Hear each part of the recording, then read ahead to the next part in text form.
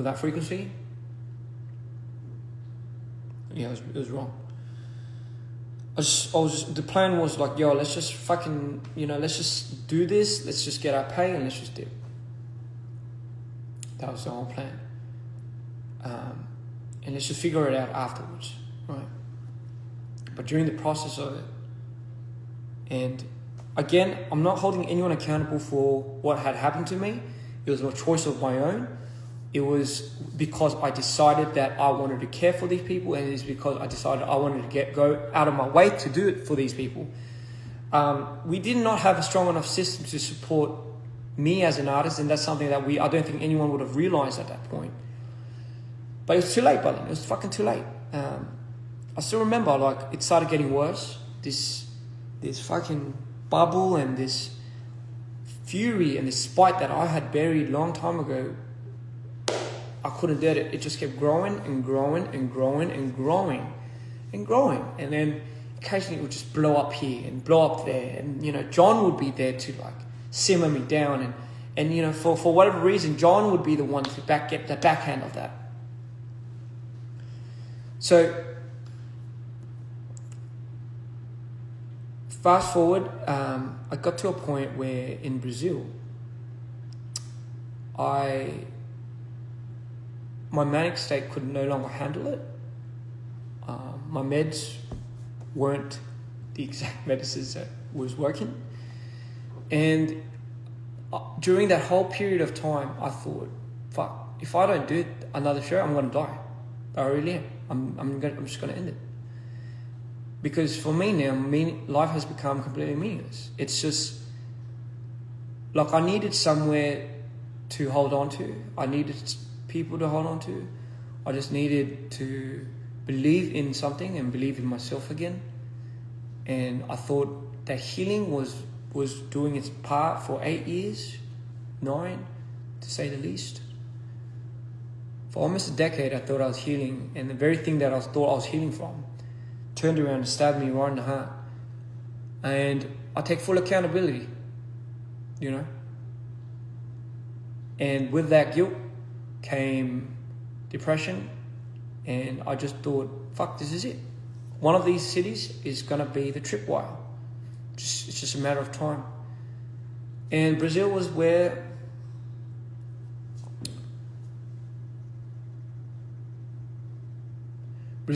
I made my first attempt at killing myself. And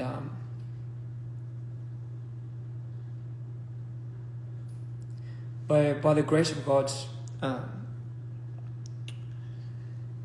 John walked in, I think just in time, and I was sent to the ER.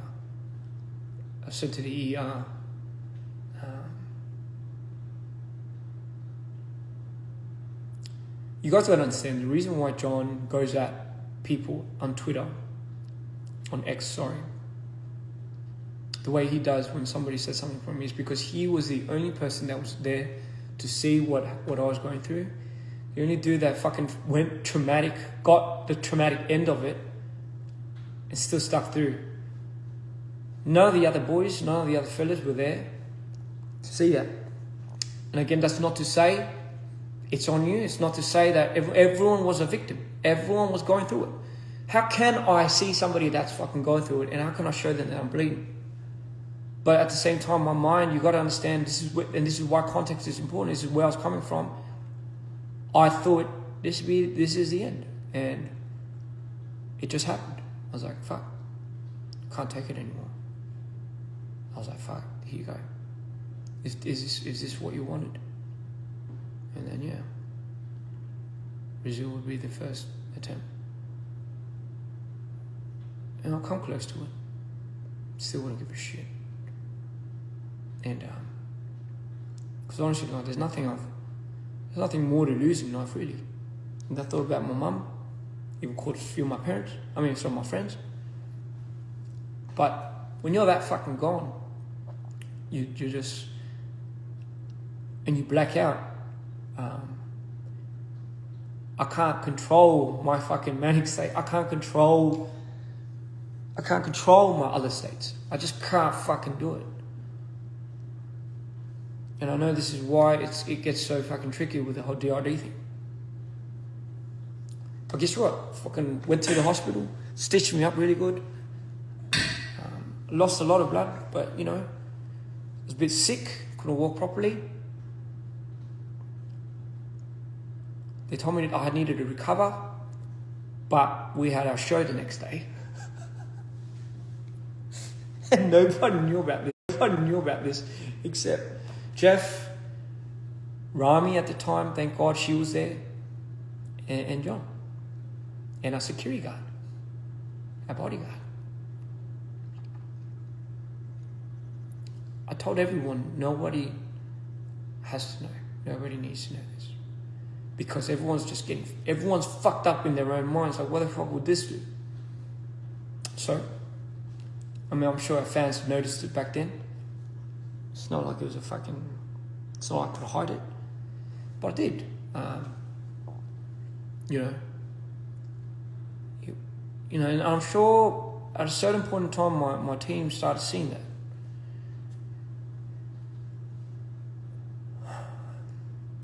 Started seeing more than one, and you know, over the next period of time, it would develop into like a series of how do I distract myself, how do I find ways to live another day, how do I fucking just go through this, and the switches, oh my fucking god, the switches was so bad. I needed to be on such hard medication to just be able to turn one off. And when another switch happens, it splits off into like fucking two more, man. I just black out my blackout intervals would go from about a day, long years ago, go from a day to now like a couple of days. I black out on stage, go to like a week, and eventually by our 45th show on Sydney, our 45th show, that would be the day that I knew I couldn't do the 46th. Sorry, our 45th show was our last show in Sydney. Our 46th show was our show that was meant to come in 2 months in Korea. I don't know, I woke up and I'm like, I'm in Sydney. How the fuck did I do 45 shows? And I opened my eyes and like, we've got to do one more. And I still remember. I told everybody at that time, I was like, I can't do this. Like, so rarely do you see me say, go back on a plan or go back on something that we were meant to do. So rare. But I knew if I did this show, like I knew at the state that I was at, if I went through this show, I would, like I don't know when I'll come back. And if I didn't come back,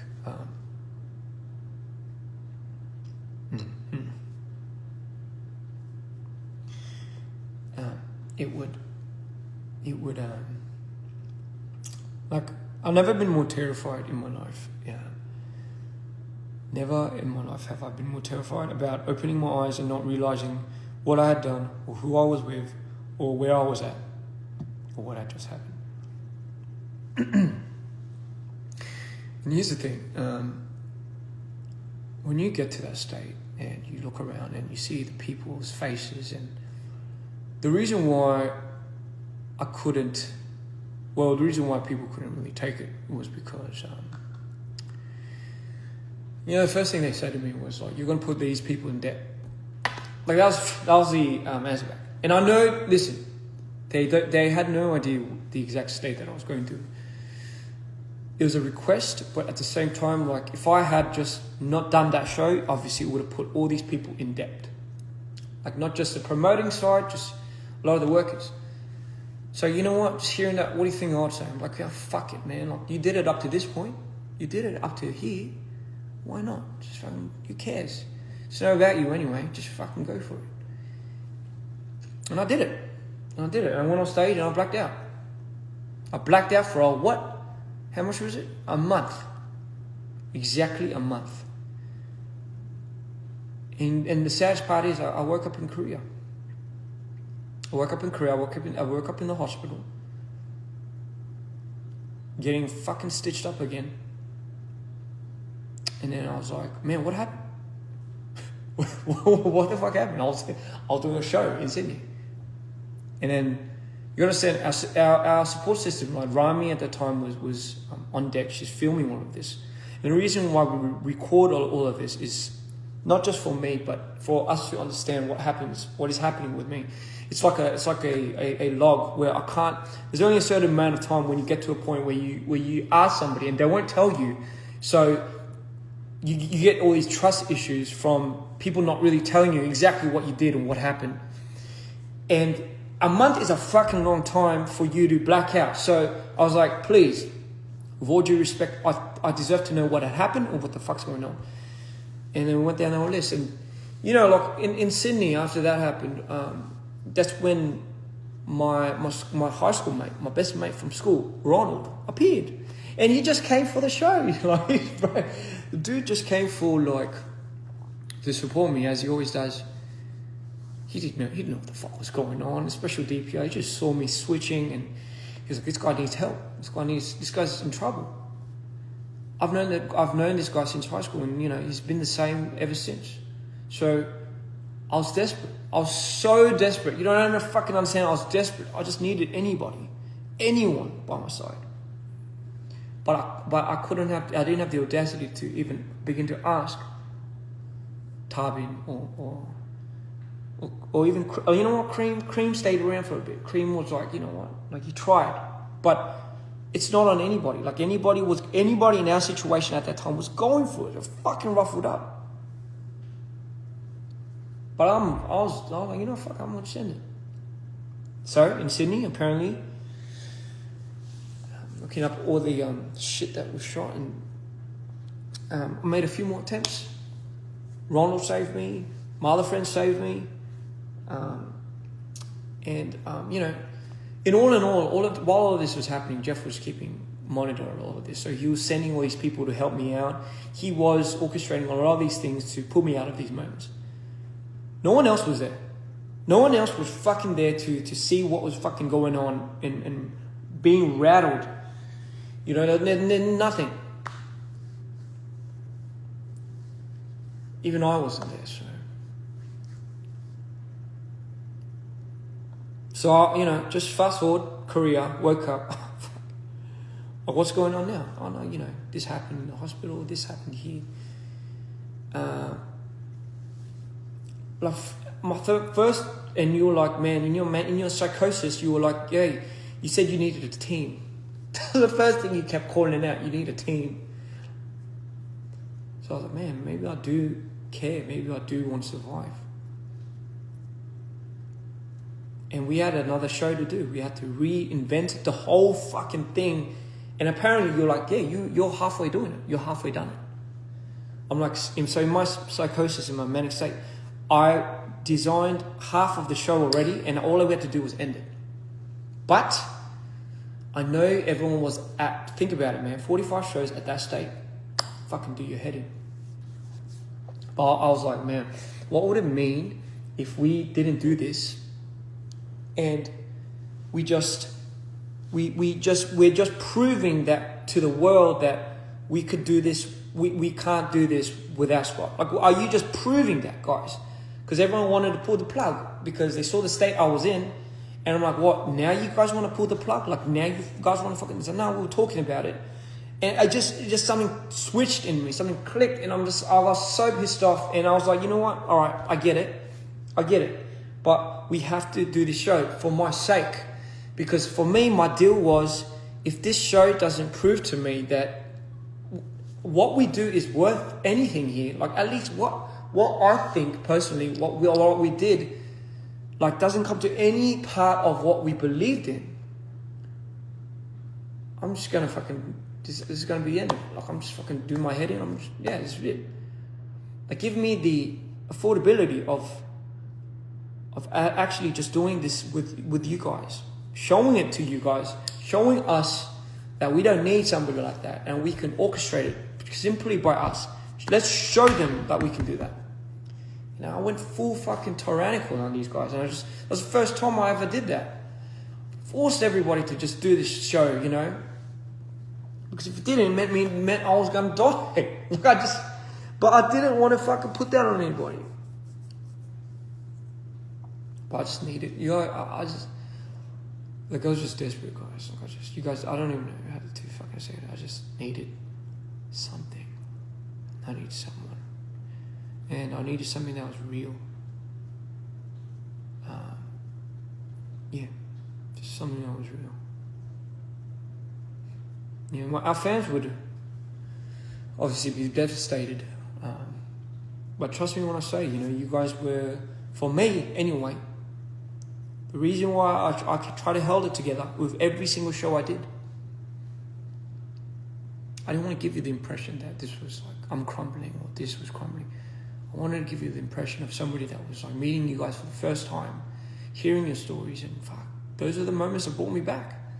Those little walks I had back to the cars, and hearing your stories about how this saved your life, and I was like, man, this has to mean something. Like, yeah, this is something. But, you know, internally, like, all of this was fucking going on. What I did, what he did, what they did with this and that. I'm like, fucking hell. Just fucking hate stuff like that.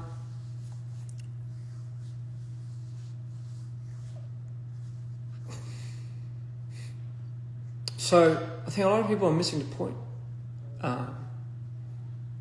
So when all of that finished, and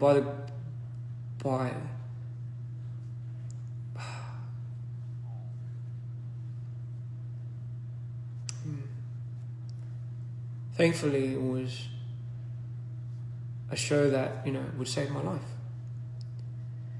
No, and you gotta understand, like, it was not even the show, it was not because of the outcome of the show or whatever. It was when I went back and, you know, I wasn't gonna go to the after party, I was just gonna end it there. Like, you know what, this is it. I finished. I did my job. I'm not good anymore. I'm going. And for some reason, I felt like I had to go to the after party, and that's when I saw everybody celebrating and everybody like crying and you know, feeling like they've overcome something so big that it was so inspiring, and I was so in awe when I was seeing this, and I was like, wow. So this is what it was. Like, this was the energy. Like, this is why it was so important for us to do this. Like, this is why it was so important. It was so necessary, sorry. And that's what I took from it. And then I met, and from the darkest era of my life, where I thought there was no coming back, where my idea and image of people were just so vaguely just distorted, I started meeting these people that I had in my life back in my time. You know, some of which you might know, you know, like Ryu, Jono, Josh. Like, first it was Ryu and his wife Sarah. And you know, like, that's when I truly believed there was a God, because how could there not be? Like, if we're suffering like this, if I'm suffering and I'm not even allowed to acknowledge my suffering, like, what good is it? Like, what is the good that really comes from it? The good that comes from my heart. What does it all fucking mean at the end of the day? And you know, like, these guys that I met during that journey just helped pull me together. I don't know what it was. It wasn't even anything that they said. It was just something that they just brought with them. And just like that, I just went back to LA. Before I went back to LA, I remember putting some of the boys into the room. I'm sure you guys remember what I said. I said, give me something real. Otherwise, you can't leave the door. I was just, give me fucking anything, bro. Give me anything. Anything. Just give me anything. And the fact of the matter was, no one could give me anything. Financially, emotionally, Just nothing. Yeah. And that's when I knew. I was just, fuck, I don't know what to do when I go back. And this is when the talks of the masters started coming up, Tarbin's masters. I hate that we have to boil it down to the value of what Tarbin's masters were. But the way we built his archive, I guess you would say, Cream's involvement, my involvement, even Scott's, it wasn't very much like any other team's, I guess you could say, involvement in creating an artist. A lot of the fundamental, a lot of the DNA of Dpr does come from the concepts that we've derived and I managed to put on from mind to paper. We have such a role to play in our elements that, you know, it's kind of like a shared property, if you were to say, amongst everyone. We missed a lot of the payments. I'm just speaking specifically, I'll speak for myself. I missed a lot of the payments. I never really got a cut of anything. So I'm just going to speak financially from now, like from this point. The only thing that we could equate value to, that I could equate value to, of what I was ever doing, was in Dpr life, as much as I hate to say it.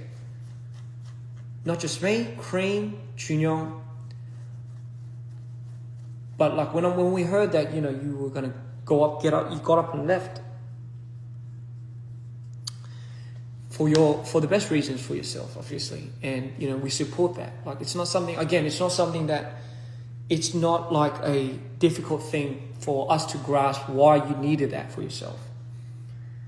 But like just what we had done and what Scott disallocated that with was like hearing that he had still full masters, like he was signed over the shares, was like it was just insane. Like I wasn't even in the conversation when this happened,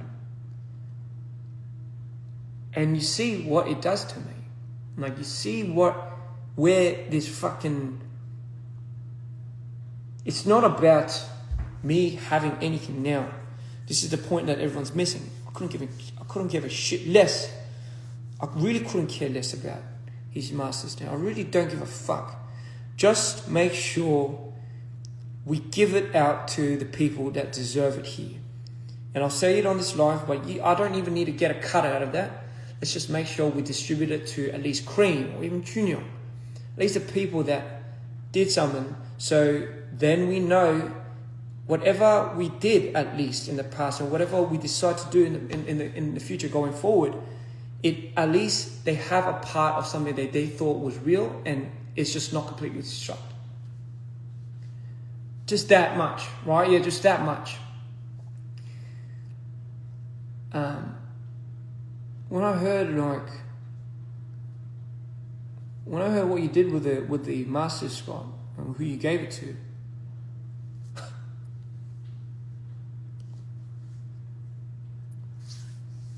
fuck, it does my head in, bro.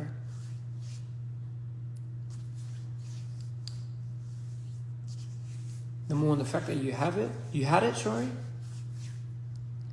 And number two, the fact that you gave that to somebody that I just fucking cannot believe that you gave it to. And he sold it. But again, I was in none of these conversations. I'm telling you myself. None of it. And I get it.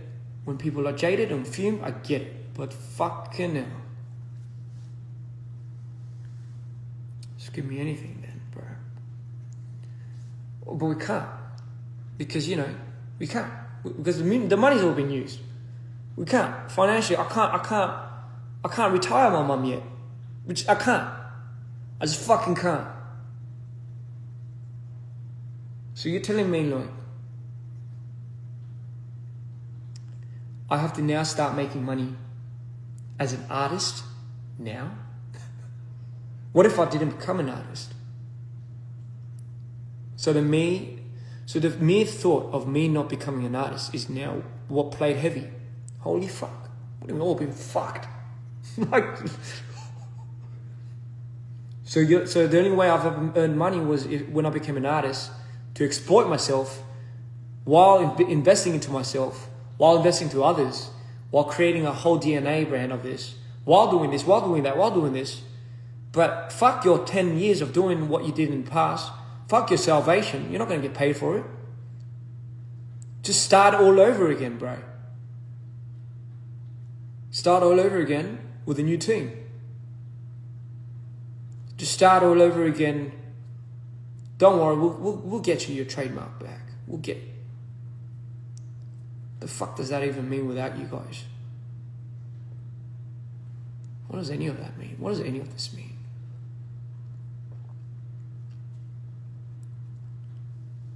You don't even understand. The idea, the image of what I had for us has been destroyed. The people that were in that image and the vision and the picture of who I believed in and celebrated is no longer here. And you can't say it's because of this and because of that. Because when I had said, we need this, I need this, and we need this, and everyone had their own agendas, and everyone had their own choices, don't ever for once think, ladies and gentlemen, that anyone was gaslighting anybody. Respectfully to all parties too. Nobody is gaslighting anybody, especially here. No one's in my ears. No one's influencing me to do any of this. If anything, I look at our boys and I can't drop it.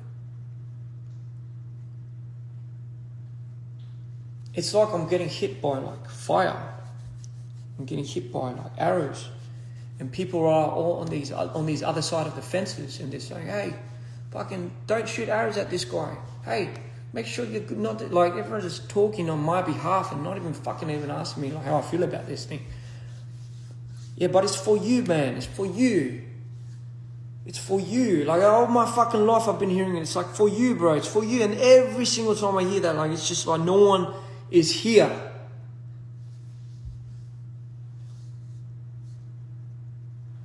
So I don't want to hear that anymore. I don't want to hear it's for you. It's for you. Don't worry, man. I'm getting this. I don't fucking say it.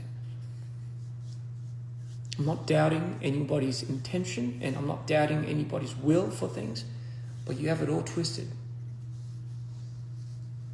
And nobody even bothers to listen anymore. You don't think we've tried? You don't think I've tried? You really don't think I've tried?